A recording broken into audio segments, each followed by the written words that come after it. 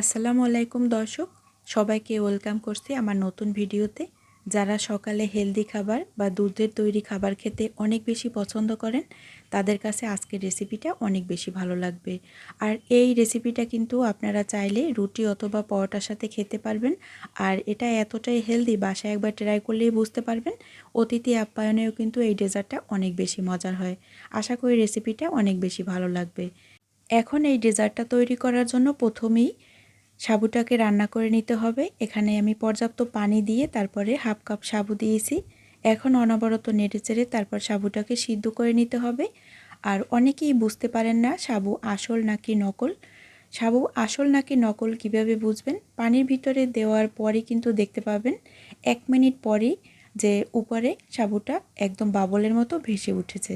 তো তাহলেই বুঝতে পারবেন যে এই সাবুটা আসল। আর এর দানাটাও কিন্তু বড় বড় হয়।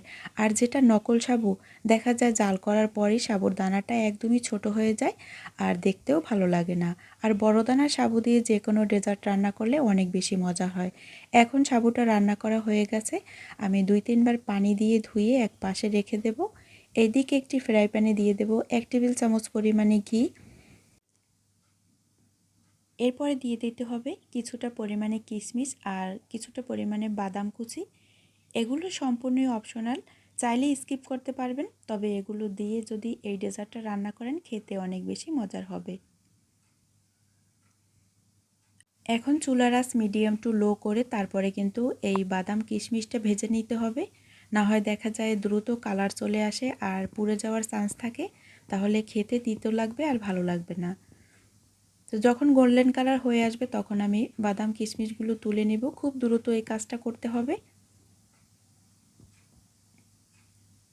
এই ঘির ভিতরেই দিয়ে দেব 1 কাপ পরিমাণে সেমাই। তবে সেমাইটা আমি বড় বড় রেখেছি। এভাবে বড় বড় করে রেখে যদি সেমাইটা রান্না করা হয়, সেক্ষেত্রে কিন্তু সেমাইটা খেতে অনেক বেশি ভালো লাগে। এখন সেমাইটা নেড়েচেড়ে তারপরে হালকা একটু গোল্ডেন কালার করে নেব। এতে সেমাইটা একদম নরম ক্যাতক্যাতে হবে না আর খেতেও অনেক বেশি ভালো লাগবে। তো আমি আরও একটু ঘি দিয়ে সেমাইটা ভেজে নেব। আমার কাছে মনে হয় ঘিয়ের পরিমাণটা একদমই কম হয়ে গেছে। আপনারা চাইলে বাটার অথবা ঘি দিয়ে এই সেমাইটা ভেজে নিতে পারেন। যদি ঘি হাতের কাছে না থাকে, সেক্ষেত্রে তেল দিয়েও কাজটা করতে পারবেন। তবে কিন্তু দারুণ যে একটা ঘি দিয়ে ভাজলে যে ফ্লেভারটা আসে, ওই ফ্লেভারটা পাওয়া যাবে না। এখন দিয়ে দেব 700 ml লিকুইড দুধ। এখন নেড়েচেড়ে অপেক্ষা করছি সেমাইতে বলক আসা পর্যন্ত।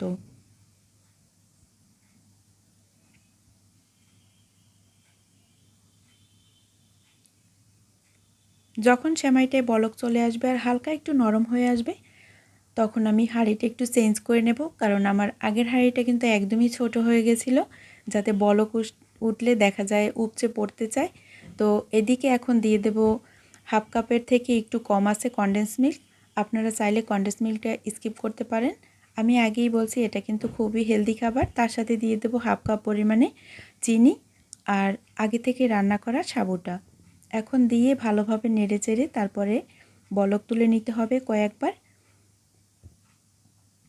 আপনার কাছে যদি মনে হয় যে দুধের পরিমাণটা কম হয়ে গেছে, সেক্ষেত্রে দুধের পরিমাণটা আরেকটু বাড়িয়ে দিতে পারেন। এখানে আমি ডানো ক্রিম নিয়েছি আর এই ডানো ক্রিমটা 160 টাকায় কিনতে পাওয়া যায়। আপনারা চাইলে এটা একবার হলেও ব্যবহার করে দেখতে পারেন। অনেক বেশি ক্রিমি আর এটার দামও কিন্তু সেরকম না। আপনি একটা ক্রিম দিয়ে কিন্তু 2-3টা ডেজার্ট তৈরি করতে পারবেন। আর এই ক্রিমটা দিয়ে রান্না করলে অনেক বেশি মজার হয় খেতে। এখন দিয়ে দেব 3 টুকরা এলাচি আর 1 টুকরা দারচিনি। তো আমার কাছে এই ফ্লেভারটা একদমই ভালো লাগে না, যাতে ফ্লেভারটা বেশি না ছড়ায়। তাই রান্নার কিন্তু শেষ পর্যায়ে আমি এই মশলাটা দিয়েছি। আপনারা চাইলে স্কিপ করতে পারেন, আবার রান্নার প্রথম দিকেও দিতে পারেন।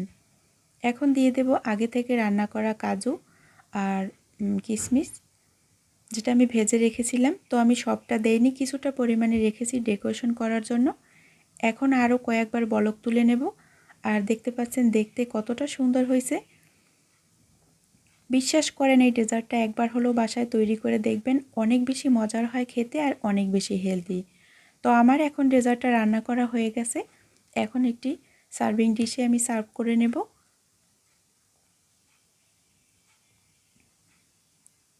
এই ডেজার্টটা বাচ্চাদের তো ভীষণ পছন্দের, আর ঠান্ডা ঠান্ডা খেতে অনেক বেশি মজার হয়। রুটি অথবা পরোটার সাথে খেতে তো ভীষণ ভালো লাগে।